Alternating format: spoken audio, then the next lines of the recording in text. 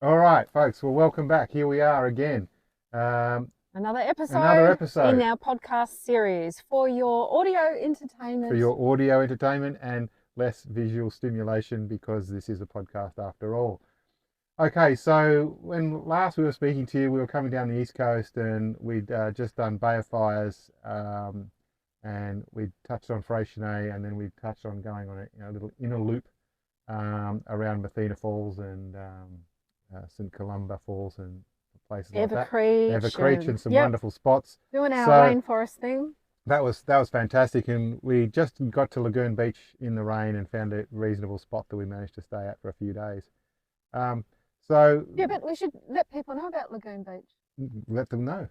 It's another one of those 28-day free camp Oh areas, yes, and it's got facilities, yeah. toilets. There was a ranger on site when we were there. He was super friendly and helpful. And the Well, reason it's yeah, called Lagoon Beach is there is a lagoon and there is a beach. yeah. It's a massive, big pump and swell there out on the beach, and the weather was not great when we were there. In fact, the ranger was asking us what our plans were, and a lot of people were moving on, getting out of the area because the weather forecast was pretty scary. And we woke up one day and heard that Well, we woke up St like the Helens, second or third day of being there, and that we'd had been rained on lightly, it was, reasonably. It was rain. It didn't bucket down on us, but it did rain, and it was wet. Um, and up the road yeah, at up St the road. Helens had 200 millimetres of rain, and the river had flooded that we'd been driving through not through, but the upper And Scamander area. the campsite that we'd photographed and had made a big song and dance about on the internet um, a couple of days before, where the person had been camped, we were a bit concerned that that was Yeah. probably going to be underwater. Mm. We'd heard that so much water had come down all the local rivers and stuff that it was Mm. particularly dangerous. Yeah. We were only some 30 or 40 kilometres south of this spot, so Yeah. we were lucky to dodge that bullet. So the message here for both us, and then we'd like to pass on to other travellers, is when you're in Tasmania, it really pays to watch the weather reports because Tasmania can change in an instant. And particularly your safety when you're at a camp, and if you're seeking remote camps and all, obviously you don't want to get caught with rising river levels and other such issues that come with changing weather. So there is a website called Tas Alerts that I've now got on my phone. It's not an app. It's just a website. So Tas Alerts. So make sure that you keep that one handy and And have a obviously look the at what's Bureau, coming. It's fire and storm, and of course, yeah, your bomb. your bomb app, and make Yeah, sure, because the weather forecast was yeah. It's all listed just on there. common sense, but sometimes you just forget when you're traveling. Well, I certainly do. I think about more about the destinations and what we're doing, and Well, you also don't know where you are in relative terms to some of the things, some of the terminology that you might hear on a broadcast about the weather. You don't necessarily know that you're yeah, only 10 minutes or 20 minutes away from some yeah, place that you've never heard of before.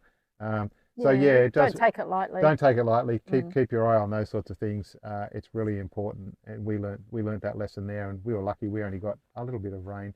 mm, Otherwise, if it had rained like that where we were, it would have been very, very messy. mm, mm. And that was at Lagoon Beach, which was just down the road from St Mary's.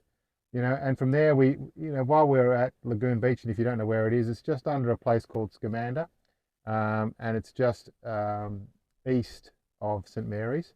And so we did a day tour around Upper Scamander, and we did some forward driving up there to find there's a few camps listed up on the river, and in fact, the one where the flooding had happened that we thought the guy was in trouble was Scamander Scamander Forest Forest. Reserve. And so Yeah. while we were doing that day trip, it was actually the day before the rain happened.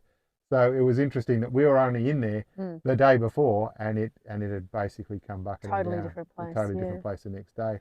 That was the day that we ended up making a bit of a diversion. We did some really cool four-wheel drive tracks that day. So if you're looking for a bit of fun in your four-wheel drive as a day The trip out of skyline's that area, here. Yeah. so take the track to Upper Scamander, and then you go into the state forest, and there's massive steep four-wheel drive tracks.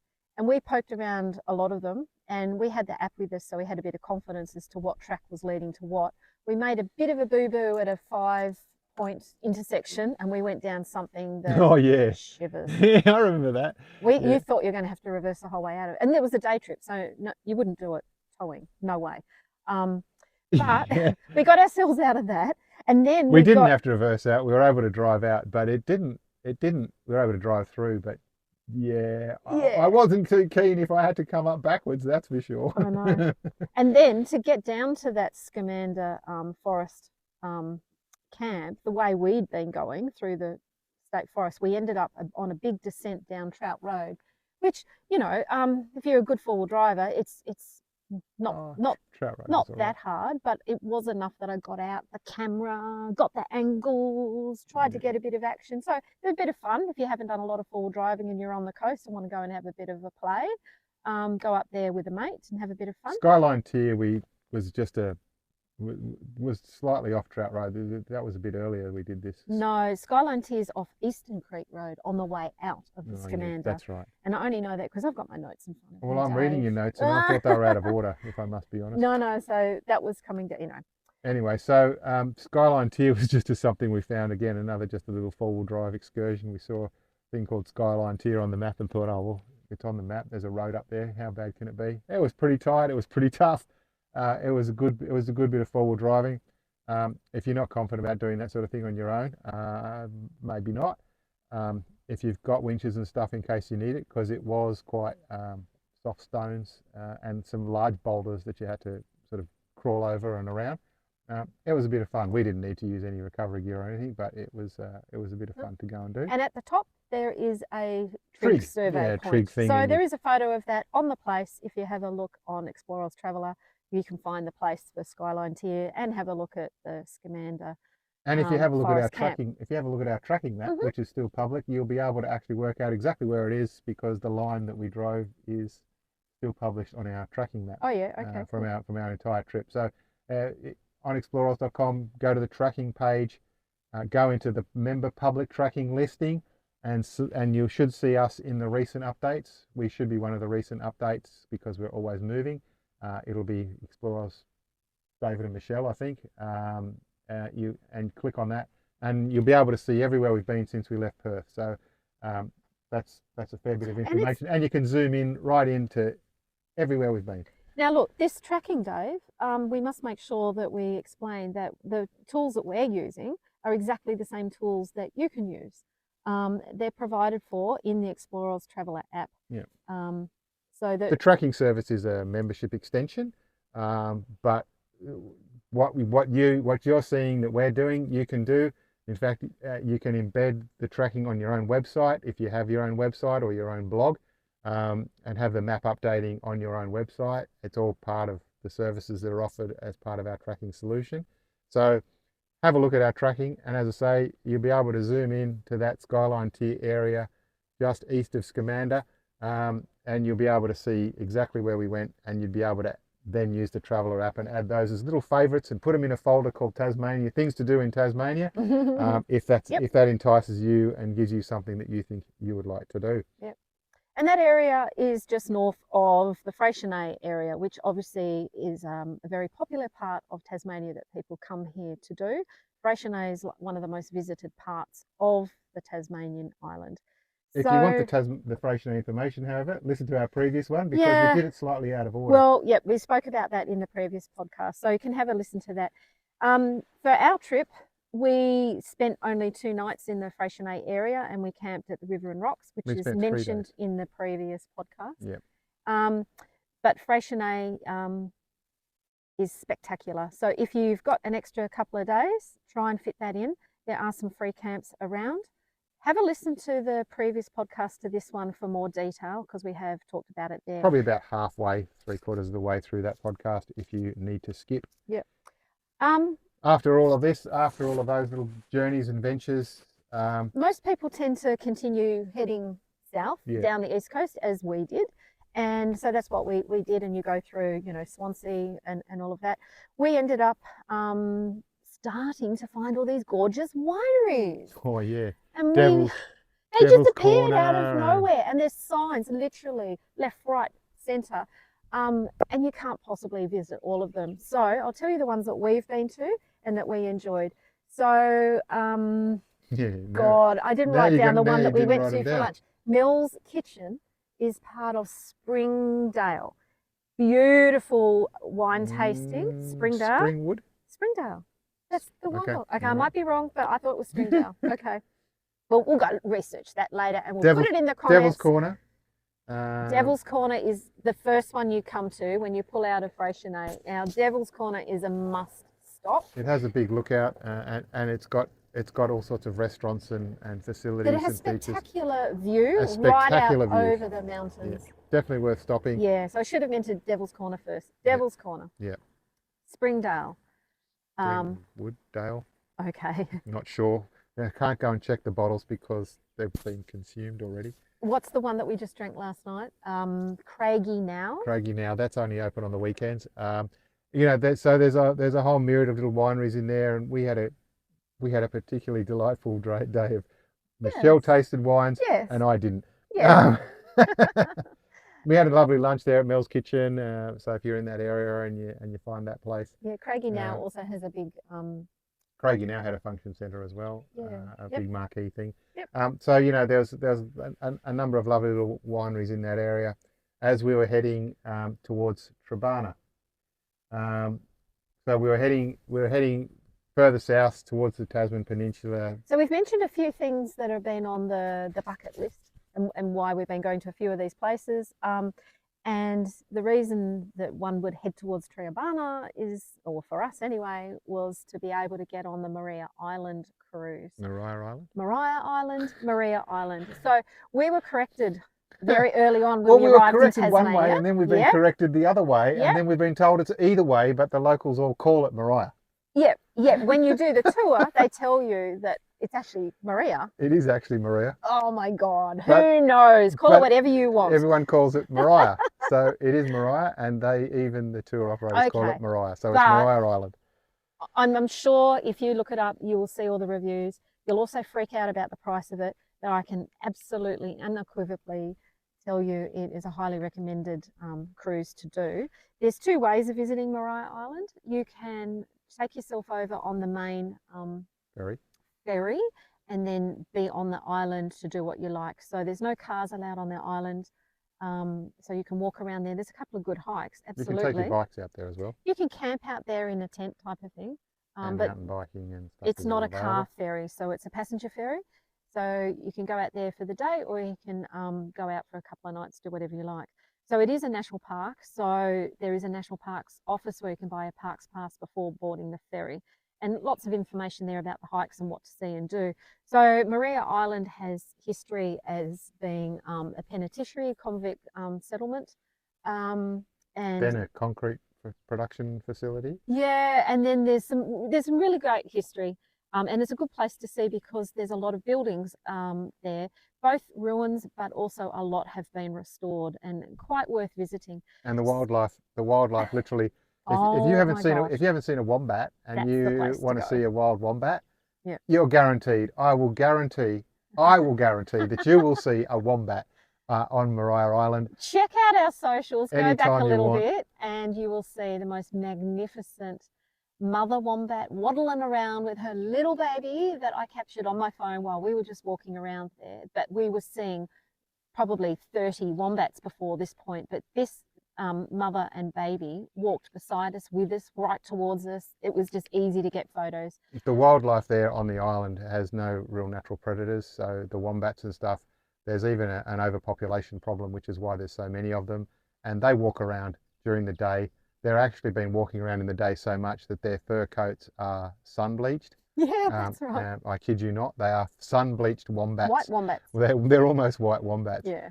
From the sun. So very unusual, but the predatorial mix and things over there is totally different. So a great place. That was basically the ferry trip, and that's doing what was the little town called that's in there?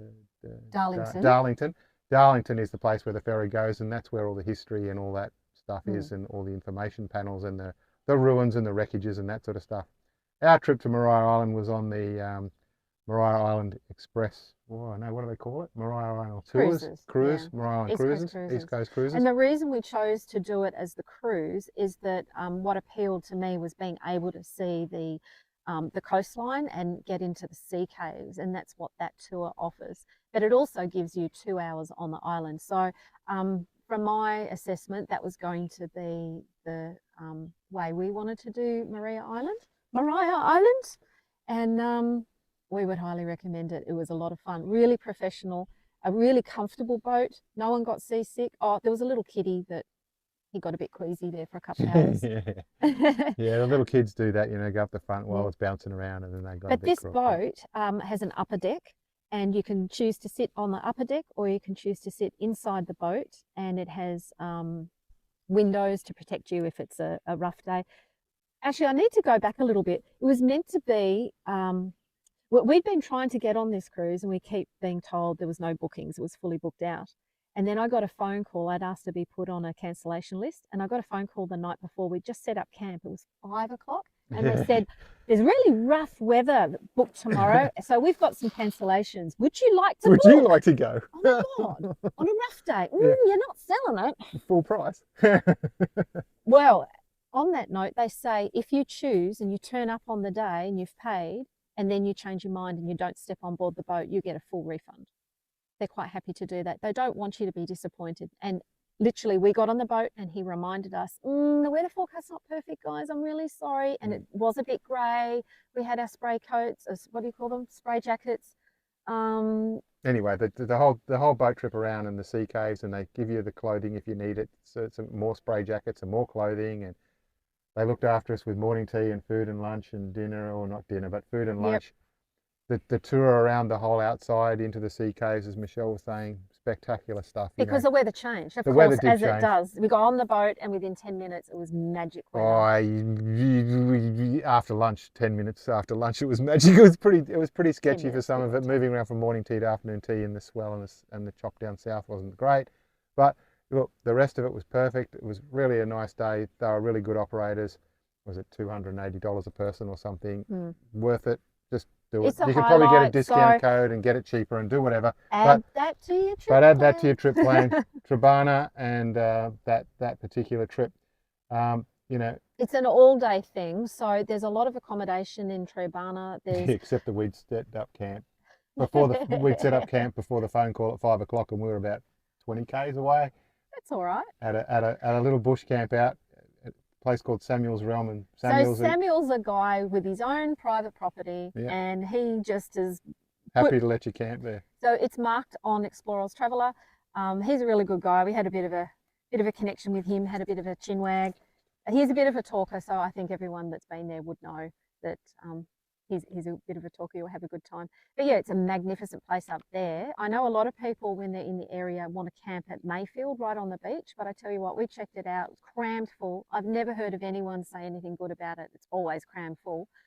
And so that's why we didn't camp there, even though there was one particular spot we could have. We went up the hill, not very far away, into Sam's Realm, and he's way up high on a mountain that overlooks the whole ocean, and we had it all to ourselves. We stayed there for 2 nights completely alone. Yeah, other than with Sam the view in his of house. the ocean. Other than Sam in his house on the other side of the paddock, a bit further away. But no, it was a wonderful spot. He left us at home. Yep. It was a wonderful spot. And look, so after we did the Maria Island trip, which was fantastic, and we then went back to Sam's that night, we came back into Trebarna the next day, because obviously we wanted to go south, and so we came in and we did our usual work running around town. There was also an IGA there, so you'll hear about all the shops, because they're few and far between decent shops. So be prepared for that if you're coming here. That there's not a shop in every town. We have 2 fridges on board, and they're almost both empty right now. one in the car and one in the camper. Yeah. So if you've got a full-size fridge in your caravan or whatever, fill it when you can. Fill it when you can, because you may not be able to fill it down the road. You just don't know. And we did our usual work in there. We decided that we were heading down the Tasman Peninsula from there to go to places. So there's a couple of really Port good Arthur hikes and things like that. We wanted to go to Port Arthur on Tasman Peninsula. Yeah. Port Arthur was on Michelle's bucket list, and look, we didn't. A couple of the walks in there we'd spoken to. Just watch your watch; it's shining into the camera. Oh, lens. is that why? That's why I keep moving your hand. Didn't know. Sorry for those that are watching and not listening. If you're getting a flash of white light in your face, it's because Michelle's watch face is reflecting the sun into the camera lens. That's what you get for shooting live in the wildlife. Yeah, that's exactly right. in the sunshine in Tasmania, and it's probably about, I don't know, it's probably only about 13 degrees, but we're out here and it feels quite pleasant. So look, we went down to the Tasman Peninsula, and there's a couple of camping options in there, and we'd been trying to stay at Fortescue Bay, which is where the Cape Raoul walks are. Yep. And we'd wanted to do that because it was also close to Port Arthur, which was on Michelle's bucket list. And yep. while we were ringing the ranger every other day, Michelle kept ringing and ringing and ringing, and they never sort of answered, and we didn't get callbacks because it was obviously we would then disappear out of service, and we wouldn't have Starlink or whatever. And you can only book it by phone. And you can only book by phone. There's no online booking. And you do need to book. And Fortescue Bay, you have to book. There is no lob camper trailer, caravan. It is so busy. You can lob in hikers. a tent. Yeah. You can lob in a tent, but you can't lob in anything else. So we've been trying to make this booking, and we still hadn't really got it sorted. And it was actually, as we drove past this thing called Eaglehawk Neck, which is the beginning of the whole Tasman Peninsula, that we got a phone call back from the ranger. And Michelle then was able to sort out a bit of a plan. And so we decided to do 2 nights at Limes Bay. And Limes Bay gave us great access to 2 pretty spectacular things. One we didn't even actually know existed until we got there. No, the ranger told us over the phone. Yeah, the Coal Mine Historic Site is at Lime Bay. And the Coal Mine Historic Site is very similar in capacity to Port Arthur. It's basically another Port Arthur, a slightly smaller scale Port Arthur, but it had all the same sort of infrastructure, and it was a penal coal mine. And there's a lot of historic ruins and things to walk around in there. We spent a good half a day in there touring that while we were there, and so that was really worth it. And a completely less commercial operation than what you will get. Totally free entry, no visitor centre, just really good interpretive signage. And it was on one of those 60 Great Tasmanian Walks, the walk trek through there. And you know, it had all the signage, it had all the information that you needed.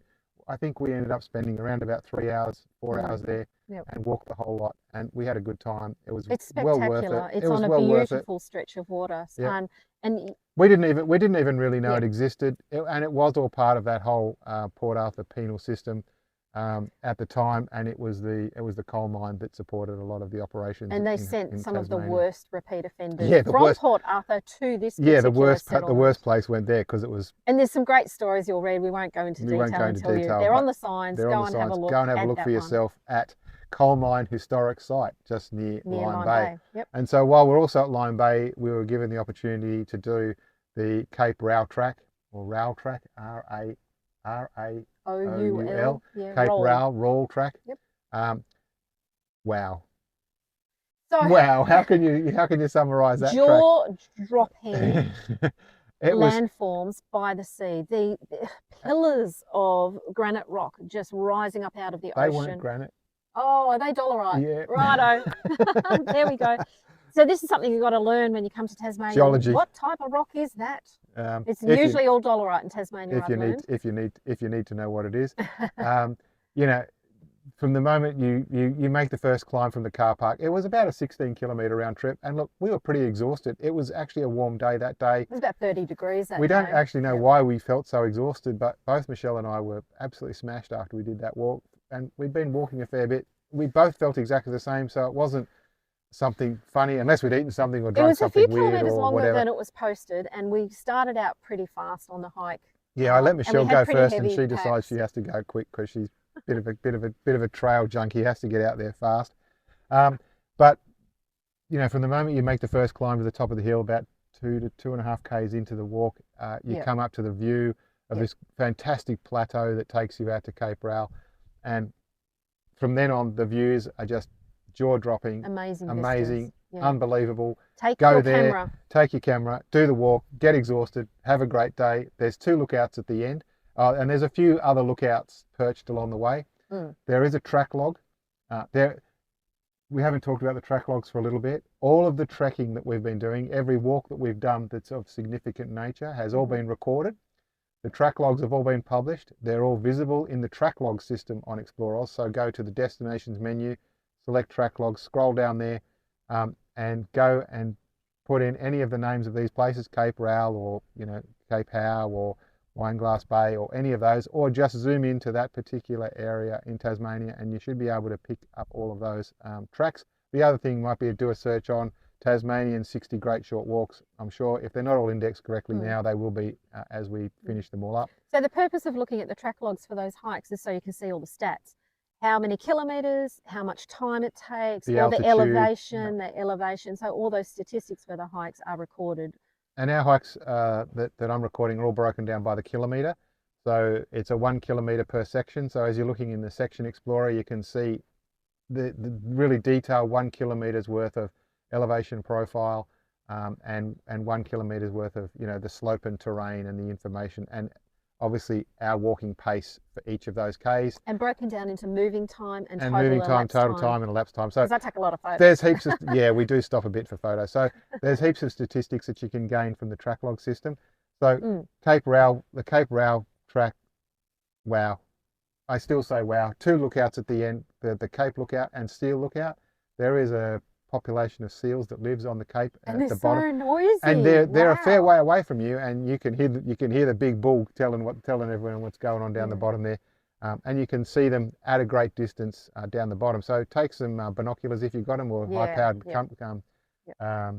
lens on your camera, and you'll be able to see them down the bottom. We were really lucky to actually see a yacht sailing around the Cape while we were there. So in our photos, we've got a beautiful yacht up with these white sails. But then I later found out, as we spent more time on the Tasman Peninsula, that there's a tour company called Pennicott Tours, and you can actually book tours with them, which will actually take you all the way around some of those spectacular capes and waterways. So we haven't done any of that, but there's certainly options. I've met people that have been talking about doing them though. So you know, we've spoken about Maria Island cruise.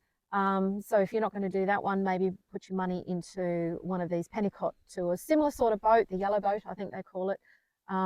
Yeah, I've got a friend that did it for her 60th birthday that lives in Tasmania. They're right up there with bucket list things to do in Tasmania. So after our couple of days at Byron Bay and doing Cape Raoul and the Coal Mine Historic Site, we wanted to get ourselves closer to Port Arthur, and obviously Michelle had been able to squeeze our way into the Fortescue Bay campsite, and we had what is apparently the second best campsite in the place, number 42.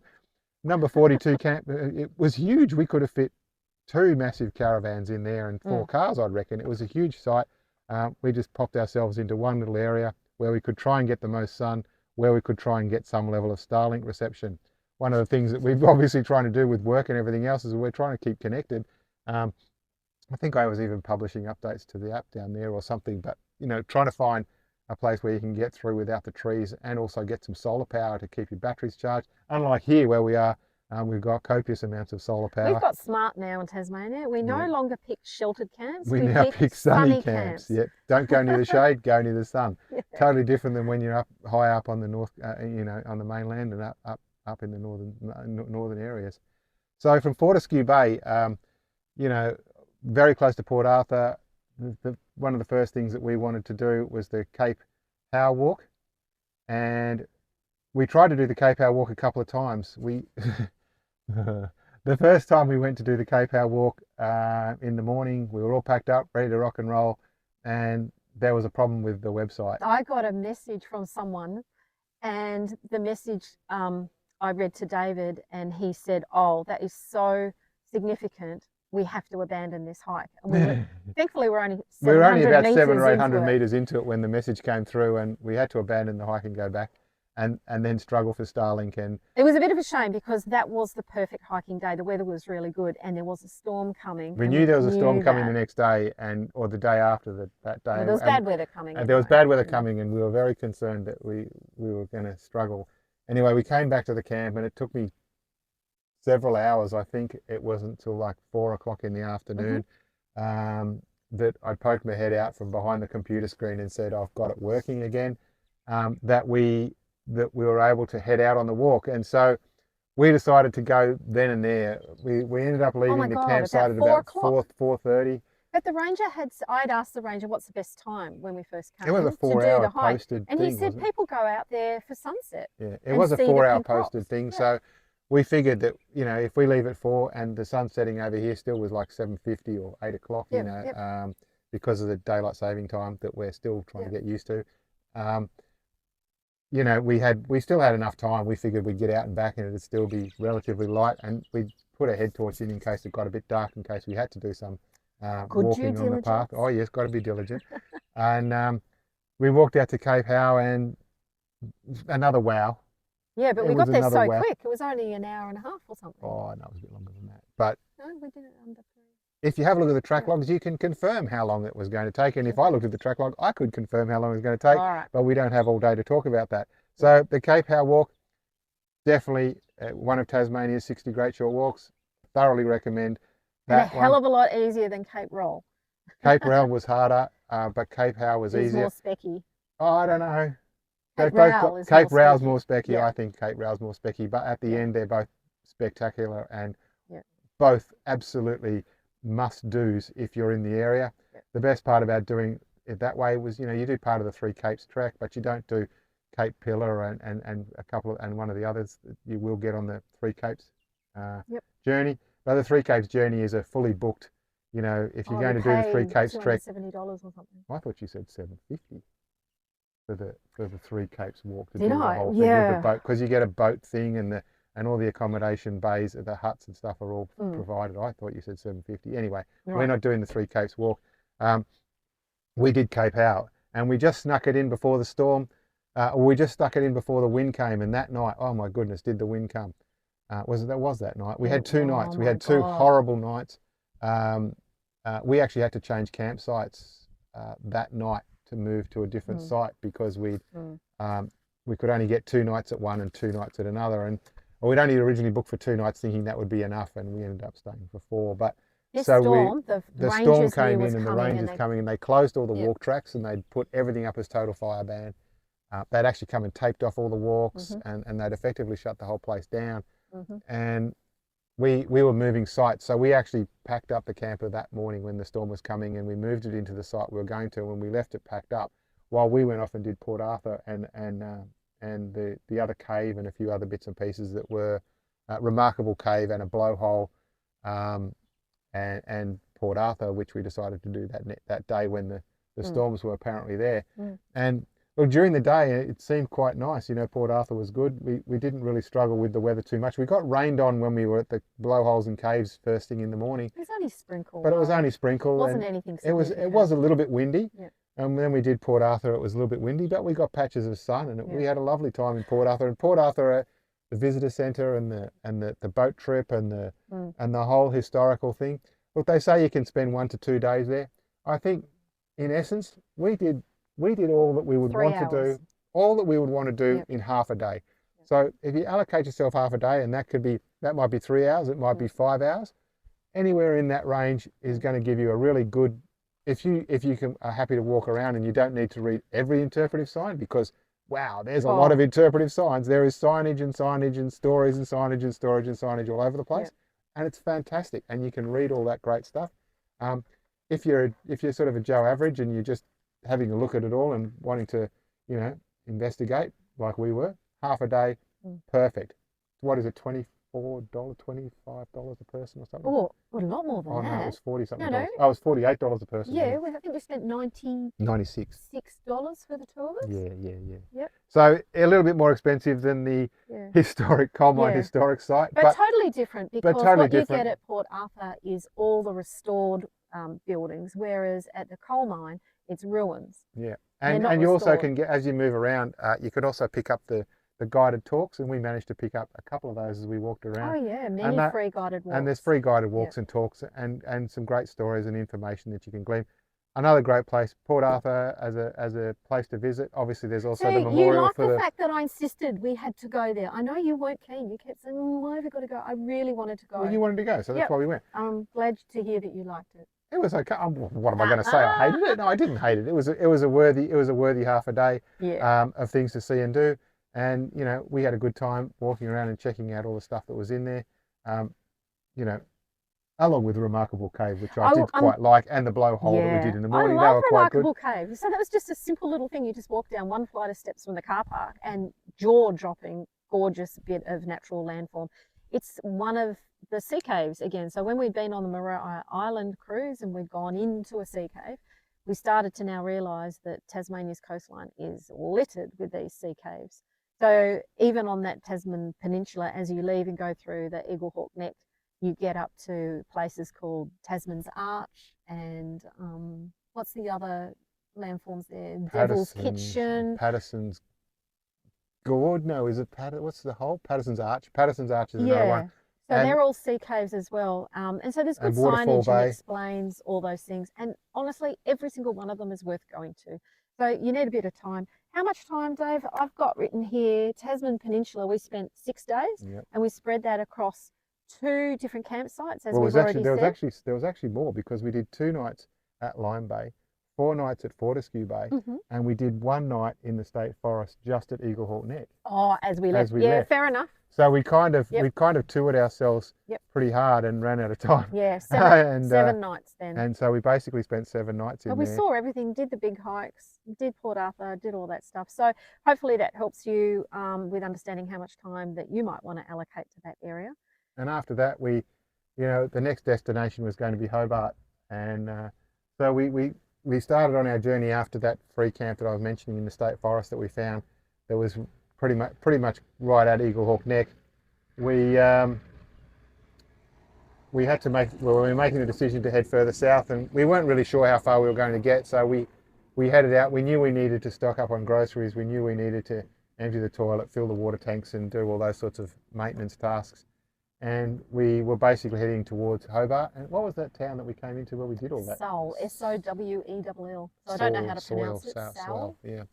And we managed to find a Coles and a Woolworths and a dump point and a water station. And we were able to restock a $500 Coles plus $100 of Woolworths or something. That managed to load our fridges and things up again.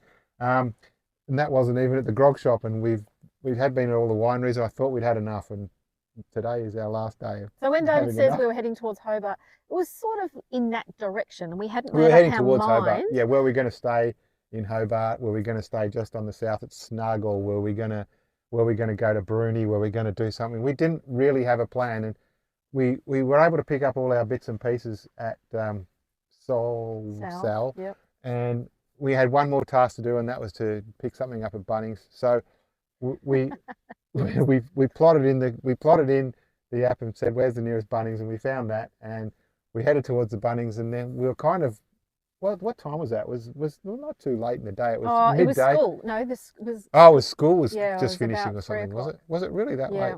Yeah, 2:30, 3 o'clock. Yeah, right. And so we decided fairly quickly that we'd just drive through Hobart to start with, and we'd start heading towards the south coast, towards the South Cape. And we didn't really know how far until we started. We basically started driving. We drove straight through the middle of Hobart at the start of like the 3 or 4 o'clock peak hour. Wow, the roads were pretty impressive. They're like 5 lanes wide going in one direction. I couldn't, it was quite impressive. There was cars everywhere. There was people everywhere. It was busy. We had the camper trailer on. The block was really small. It was only about, I don't know, 2 kilometres. There was only 2 kilometres of town. And then as we continued south, it just disappeared into nothingness again. They must have just turned right. We turned left. It was gone. It was gone. And so that day we drove all the way to Cockle Creek, basically all the way to the end. We did, but to be fair, we stopped at all the free camps along the way, checking them all out, and they were already getting busy. And most of those were RV. The Franklin, all the way down the river. They were mainly all RV overnight stops again, which aren't really our bag. We've decided, but they're okay if if you've got to pull a day and you want to be near a town, that's the way to do it. Yep. We decided to keep going, and so we got to Cockle Creek at like 7 o'clock at night. Yeah, 7 o'clock at night. We had about 45 minutes of sunshine to go. We decided to go the whole hog and drive all the way into Cockle Creek, all the way to Bolton's campground, which is the one in the national park. We'd driven past 5 or 6 campsites in that area on the way down. There is plenty of campsites down there. Big. 5 or 6 big open areas. They've all got a beach. They've all got toilets, and they've all got different levels, basic pits, but they've all got different levels of access to various things. So all of them allow dogs until you get over the Cockle Creek, because that's where the National Park campground is. And there is one more final campground in the National Park. Boltons. And And we that's Boltons, and yeah. so arriving at 7 o'clock, we don't have a dog, so we decided we'd go into Boltons and drove through and had a look See at the what whole all thing. the hoo-ha's about. And it was chockers. And again, it looked a bit average. Is it rude to call it? Is it When rude to we call it that? drove through, the thing was you could not see a view as you're driving through, and you've got campers on the left side of the road and the right side of the road, and we were realizing they can't see anything from their campsite. You can't Whereas see the water. all the camps you've just driven past in the conservation area, the free camps, every single one of them is opposite the water and a short walk over to the water. And just at the time that we were driving through, for some strange reason, the wind was blowing, and there was for some dust, strange reason, for dust swirls and sand swirls, and it lost its appeal fairly quickly. Again, because it was chockers, very haphazard sort of camps up and down. Nothing was all that flat. Look, if you've been there and you've had a great experience, perfect. And there's nothing wrong with the place. Great. If you manage to snag the best spot and you've had a great time, then you've had a good time.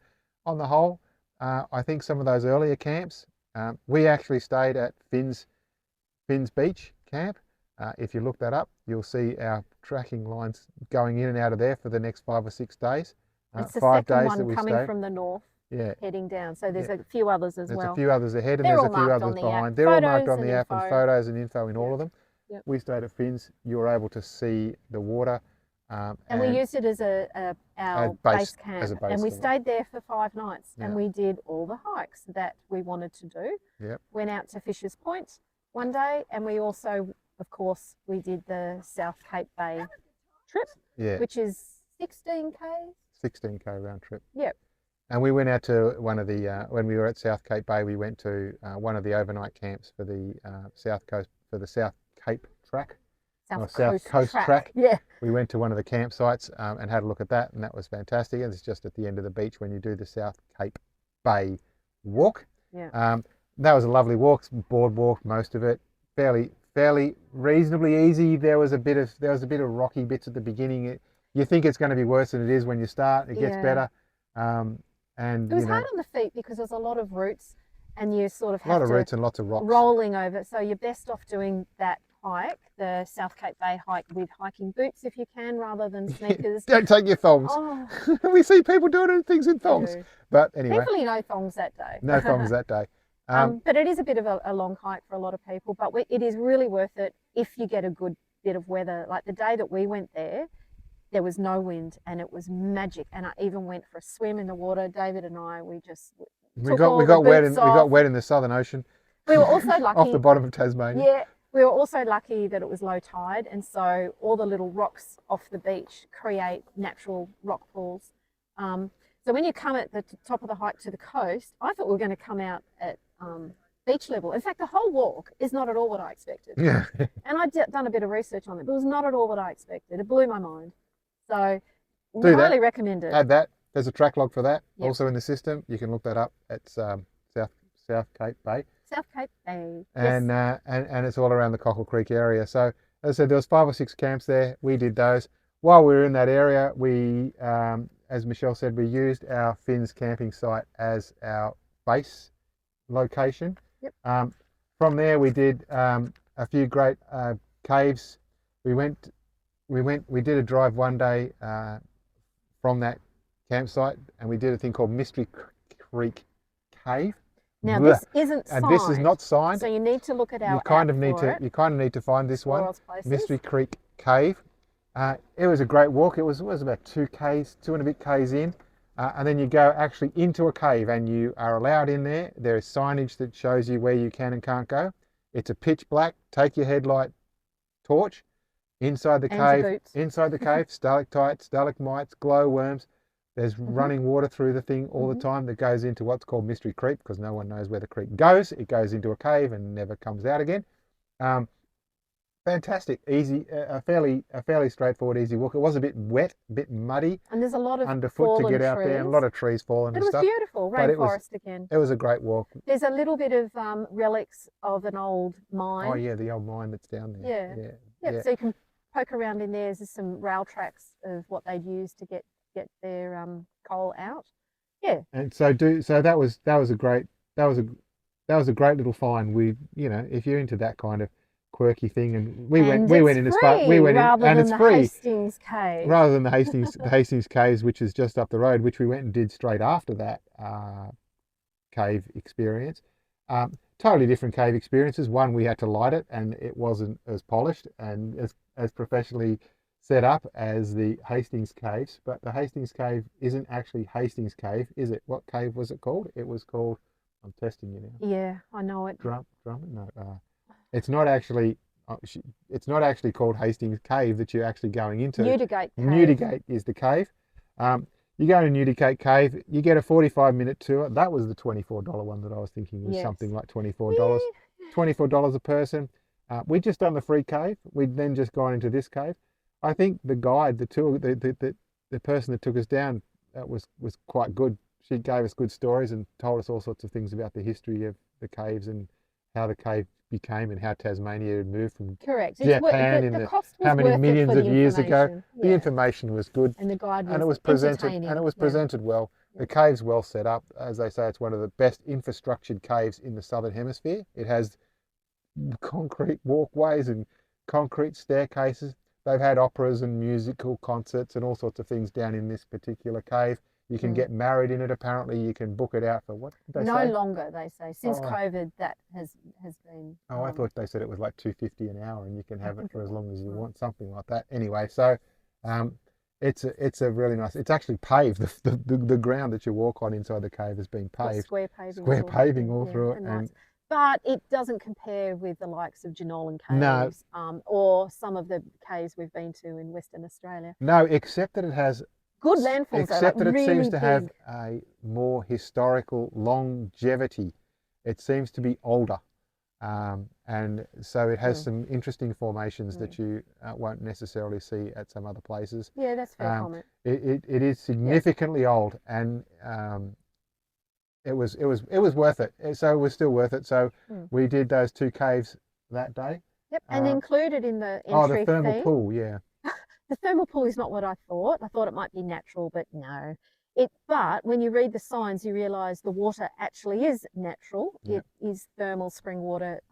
It used to bubble up through rocks at the base of a natural pool, but they have had to use infrastructure to They've basically made a swimming pool. They basically made a swimming pool, and they pumped the water in, and they pumped the water out. Here's a traveller tip. They have a really good shower system with soap and hot water. So we had our afternoon after all our hiking. Don't tell everybody. Hot shower. We're allowed to have a hot shower. Yes. We went and used the shower. Yeah, we went and used the facility. Yeah, so there's showers and toilets, flush toilets and showers. Yeah.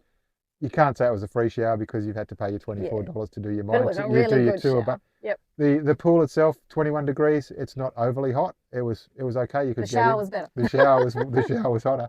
That was the highlight. But the pool was quite good, and there was a little 1K walk that you can go around and see where the water bubbles out and see where the 2 streams join. One's hot and one's cold. Put your hand in and have a bit of a play down there. Just watch your timings because that does close at 4 p.m. It shuts at 4. If you're in the pools. Yeah, you actually are asked to leave at 4 o'clock, and they lock it all. It's all locked overnight. There's no camping in that area at all, so they recommend that you do camp back down at Cockle Creek or back at Hobart. Yeah, and so we were down at Cockle Creek, and so that worked out quite well. So, we did our 6 days there. We did some other bits and pieces. I can't remember some of the other things we did. Oh, we went stand-up paddleboarding and some other stuff around there, and we had one lovely day of 33 degrees or something. So we allowed ourselves an absolute beach day.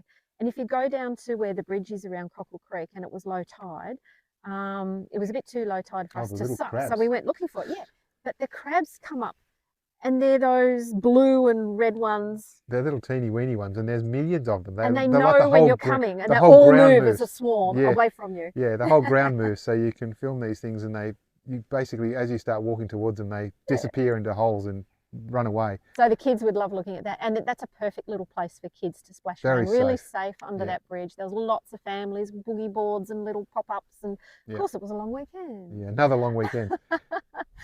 We also had a quick look at the cemetery there that we almost discounted, but there's actually some very good information on the signboard, and what you start to do when you go to these cemeteries is you read the family names, and all the history of the area then takes on the names of those Yeah, so you can see why the pioneering families, mountains are why the called, mountain or the peaks called river's called Adamson this, and Peak. yeah, why the river's called this and why that's called that. Yeah, You I start to, enjoy understanding that, making that link between the family history and the early pioneers and the places you're visiting. So yeah, go to the cemetery. It's only like a couple of 100 meters walk, not even, yeah.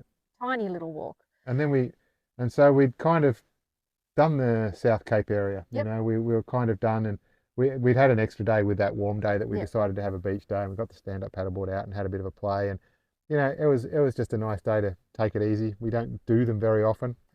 We're always bloody working. So then from there, the plan was to come to Lake Peddar, and that's where we are now, bringing you these podcasts. We spent 2 days. The first 2 days we spent at Ted's Beach, which is on the northwestern side near Strathgordon, and Yep. Strathgordon is really just a village, a resort village for the wilderness lodge, whatever it was called. It was basically built By the hydro the whole workers. village, and it is an accommodation village, but the whole village was built as a working town for the creation of the dam projects. It's a nice little place. But so Ted's Beach, we camp on the beach. We had the camper and the car set up. We were probably only 3 meters away from the water. You know, lovely spot. The White, water's sandy, it's a pebbly white beach. pebble. It's not sand. It's a pebbly. Yep. It's a pebbly beach. And the tannin waters and stuff. And the water does seem to be reasonably warm. We even had a swim this morning. The water is warmer than you may expect, considering what the air temperature is down here. And I wonder if that's the tannins bringing the heat. I don't know, but it's reasonably warm. We went stand-up paddleboarding there. We also went and had a look at all the Gordon Dam. So the Gordon Dam and the Gordon Power Station, and that's all. If you're into that kind of engineering stuff, I don't mind that kind of engineering stuff. So I kind of got off on how it all works, and impressed about how the waterfall generation system works, and that the actual power station's 183 meters under the lake and all that kind of stuff. If you're into that sort of thing, there's some really good signage and some good information boards and things to go. Yep. And do all of that. And of course, you can walk out on the dam wall, which involves a hair-raising descent down a metal stairway, which some people won't do. It's hair-raising if you don't like looking through the ground and seeing down below you as you walk down the stairs. Michelle's one of those, but she did it. Might have had to hold FOMO about everything. Might have had to hold her hand a little bit and coax her down, but she made it. And you know, it was good. It was awesome to see the Gordon River at the bottom. Yeah. Snaking through from this amazing wall. The amazing dam wall. It's huge, and it's huge, but it's not huge. It's massively tall, but it's not very big width-wise in schemes of dams. But it's narrow at the top and wider at the base, and the information sign will explain what all that's about with its double curvature. Oh, the thickness of the wall, not the size. It goes down like a thing, but the thickness of the wall. Where you walk is only 3 meters wide, and at the base it's 18 meters wide. Yeah, but it's double skinned, and it's all fancy smancy. As he said, it's all engineering. An engineering masterpiece. So if you're into engineering and you have a look at that and the power station, they are really good. It's all tarred roads to come all the way out to the Gordon Dam. So we are encountering quite a significant number of tourists out here. There's day trippers, but there's also people just in camper vans that are staying one night. So Ted's Beach, a couple of people would come in the afternoon, not very busy, no more than 3 or 4 on the beach, and some days there was 3 or 4 up at the back where it's flat. You can camp up on solid ground up behind the toilet block up there in the bush if you don't want to go down onto the beach area. And there's other camping areas 60 k's away where we've come now to the Edgar Dam. Edgar Dam it's on the eastern edge of Lake Peddar, and you know, we're basically at the end of the roads in these areas as far as you can go. This particular around Edgar Dam and the Hauy camp that we're at here, the start of the Hauy River is up here. This particular area is extreme hiking central. If you are into extreme hiking, hard hiking, long multi-day, 70-kilometer long hard walks. hiking, you come here. So everyone that's here, a lot of the people that are here are pretty hard climbers. You can see there's some pretty extreme stuff that goes on here. One of the smaller walks is, from 400 meters up to about 11 or 1200 meters in 6 kilometers, and that takes a day, 5 to 7 hours to get up there or something, and 5 to 7 hours to come back. So there's also photo boards. At the information, there's photos explaining the difficulty and what to expect. And they're obviously being Tasmania, and we're in the Southwest National Park, talking about how the weather can change in an instant. Even in summer, they can have snow and sleet here, and really strong winds up on the higher peaks. There was a photo at the Port Davey information track hut, and it showed a person and the information explaining, expect this, and the guy was walking through waist deep mud. Yeah. So, and that's not for us. No, that's not for us. But that would be, they're all basically multi-day, almost everything from here. But with that said, is a multi-day. I would still recommend someone come purely just for the driving experience. Oh, yeah. The sightseeing of the surrounding landscape. These mountain ranges, it looks like you're in Scotland. They're really ragged. The profile is beautiful, and you've got Lake Peddar is dots of white on top of the grey rock, and it changes. We came through on the day it was overcast and a bit of low cloud blocking some of the peaks, and the photos I took that day were spectacular. Today, absolutely perfect, clear blue skies. There's not even a puff of wind, and the water. There's not a cloud. The water looks like a mirror, and we're going to probably have to poke our heads over a bit later on when the sun's in the right spot. Sunset, because if there's still no wind on the water, we're going to get these awesome reflections in the water. We are indeed. All right. So we might wind it up soon. So that's going to be this afternoon's thing. And look, we've got all to here, and we didn't even talk about the wheel nearly falling off the Land Cruiser at Medina. On our way here, we had a little, as you do driving along. I must admit, for the last couple of days, I've thought to myself, gee, there's something wrong with the car. And as we were driving between the Cockle Creek Finns camp, and we were coming up here, we did camp a couple of nights on the way to get to here. We didn't make it in one go. Yeah, and we should just mention that we didn't go back the main way. The auto all the routers wanted to take you along the main roads, and we decided we'd try and hack our way through as close to the wilderness as possible. And we managed to make the auto router go there by adding a few places in between. Southwood Road to Hauy River, and we did Bushy Park. What is it? West away. We didn't get up to and then Tar Gordon until River we Road. got to Bushy Park. And so we managed to get the auto router via careful placement of a few waypoints along the way that we wanted to come the way that we did come. Yep, the auto router did it once I put enough places in. And it was spectacular. It was basically one of the bigger dashed lines on the map. If you're looking at the side, the width of those dashed lines, it was a more major road. I think it's classified as a tertiary road. And wow, what a wonderful drive it was. But as we were crossing, all the way along the sides of the road, and huge big trees, winding dirt roads. I just had the GoPro out the whole time. So look out on the Instagram and Facebook for a bit of that coming, and hopefully a little bit will be on YouTube. I mean, in that driving section though, we also did the Hartz Range. And all I realised. Which we didn't actually talk about. We mentioned it a few times, but we didn't actually talk much about it. So as we've been coming from South Cape to Lake Peddar, we stopped at Hartz Range and did the Hartz Range trek. Hartz Peak. Yep. Which is a significant hike as well. Significant hike. Another one of the 60 great short walk hikes. The number of hours was what, 3 to 4 hours. Really challenging for some people. We saw a lot of people attempt it that did not make it. There was a lot that did not even make it to the pass. And then from the pass, there's a final kilometre to get you up to the actual peak itself. And that's where conditions start changing, and it's all very, very rocky. It was grade 4, but it wasn't impossible. Yeah, people who are carrying poles, they should have just dropped them and left them. Leave the poles behind for that one. You don't need them. They're a hindrance. Yeah. You don't need them on that one because it's a rock scramble. It's a rock scramble. For the worst parts of it, it's a boardwalk and then it's a rock scramble. A rock scramble, it's not just a scrambly rock. It's actually pulling yourself up the rocks, sometimes with your hands, and it wasn't the most simple. Some people had difficulty with that. It does get cold up there. It was particularly blowy that day, and it was quite cool.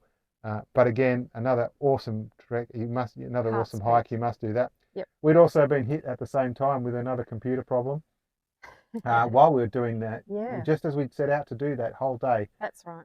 And we'd had a bush camp just on the way into Hartz Range, Yep. which you will also find on the Traveller app if you have a look, down Hartz Ridge. Hartz 1. Hartz 1. So it's one of the spurs, one of the spurs from in the state forestry areas. So have a look that's down how there. you find good little free camps, by the way. Don't tell everybody. Oops, okay. You didn't hear that. You didn't hear that. But we camped just in there, and we made it in fairly early for the hike. But yeah, we had this massive computer problem going on, and so we did the hike anyway because I'd already broken one hike to go and fix. I had some facilities in place that wasn't going to make it so that the whole system was playing up, but it was significantly bad. We still managed to do the hike, and then that night we needed to find somewhere to camp where we'd have clear visibility of the sky, so that I could be sure that I could get a few hours of Starlink this day was hilarious. without any. Yeah, and this is on our way here to Lake Peddar. We didn't even, so we kind of missed it. But so the mission to find this free camp had one criteria only, and that was to be able to get the Starlink to work, because we needed that for a solid, strong internet connection that wasn't going to drop out. So what the problem is with the Starlink is that if there's a lot of trees around, it just drops out. When the Earth moves, you lose contact with the satellite that you're locked into, and then it's got to reacquire the next one, and so you get dropouts, and David could not have that. So we needed clear, open sky through the satellite. So we wanted to drive to the top of a hill. Yes. So he tells me, just find me a hill. And I go, how do I find a hill? And I hadn't actually thought about how you can use topographic maps to actually find high points. And so that was even a little learning lesson for me from David. So he showed me how, where if there's all your contour lines, obviously with the numbers getting higher and higher, but when you find a circle in the center, that's your high point.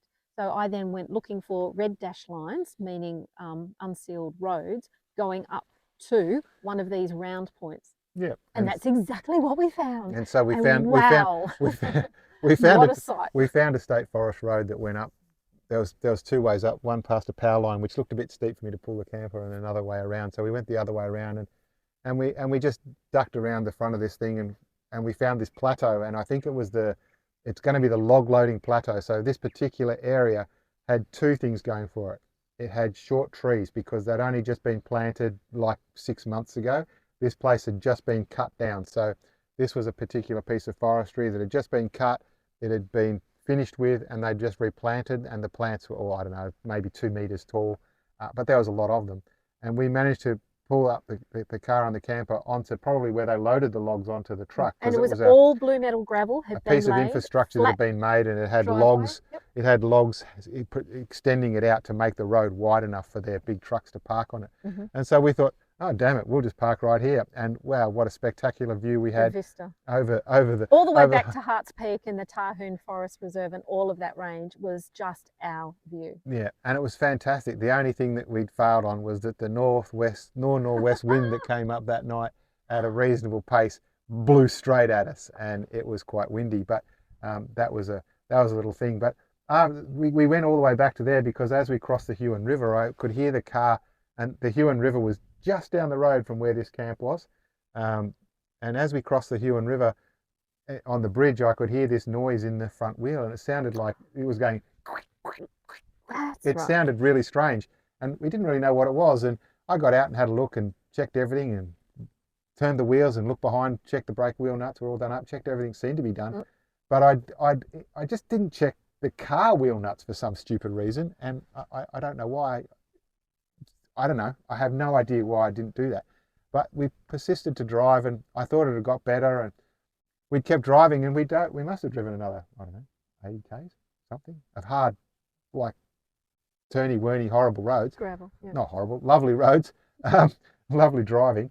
And we were just coming into a little town called Medina, which is on the way out here. On tarred road. On a tarred road, and the steering wheel started wobbling. Enough that I noticed it, like wobble, wobble, wobble, wobble, wobble. I said, Michelle, I got to pull over really quick. The steering wheel's wobbling. Look at this. Look at this. But there was nowhere to go. It was just nothing on the roadside. On the side. And just at this top of this next hill, there was a driveway. It was on the other side of the road, and I just decided to pull into there. And as we pulled into there and pulled up to a stop, got out and had a look, and sure enough, one wheel nut was missing. and the other 4 wheel nuts were like a centimetre undone. All of them were unwound on the passenger side front wheel. Which is where we'd heard the noise. Which is where we'd heard the noise, which is why I don't understand why I didn't look at the damn thing 100%. But yeah, anyway, I hadn't. So we pulled into this driveway, and what had obviously happened is we'd had one wheel nut that was holding the whole lot together, and as we turned the wheel to get into this guy's driveway, that wheel nut snapped the wheel stud. So I said to Michelle, "Oh, we've lost a nut." Michelle says, "No, there it is over there at the corner where we turned into this guy's driveway. It had actually broken off just behind the car, just behind the camper where we pulled in to this driveway, where we proceeded to do the remaining 4 wheel nuts up and before driving into the wilderness. Before driving into the wilderness. So we're still in here with 4 wheel nuts. I do have a stud somewhere in the pack up, but I'm going to wait till I get to somewhere where I can actually do it with a bit of confidence. And I actually would like to replace all 5 wheel nuts now, studs now, because they're going to be damaged of having driven some distance with the wheel loose, and I don't want to run the risk of them going anytime soon. So I want to replace all 5 wheel studs when we next can get to a place where I can buy them. So with all that being said, on the south end of Lake, the eastern side of Lake Peddar, with the sun actually starting to disappear down the trees, we're now not in the sun as much as we were a second ago, and I can already feel it starting to get cool. We'll be getting the fire going, which is over there. Those that are watching this can see a little bit potentially over there. We'll get the fire going soon. We might go down and take those photos that we said we'd get with the windless reflection photos. So we hope this has been a little bit more informative, a bit more of the journey, and we look forward to catching up with you on our next podcast. From here, we're heading up to Cradle Mountain, and eventually, in a couple of weeks, we'll be back on the boat. So, we'll catch up with you more down the track.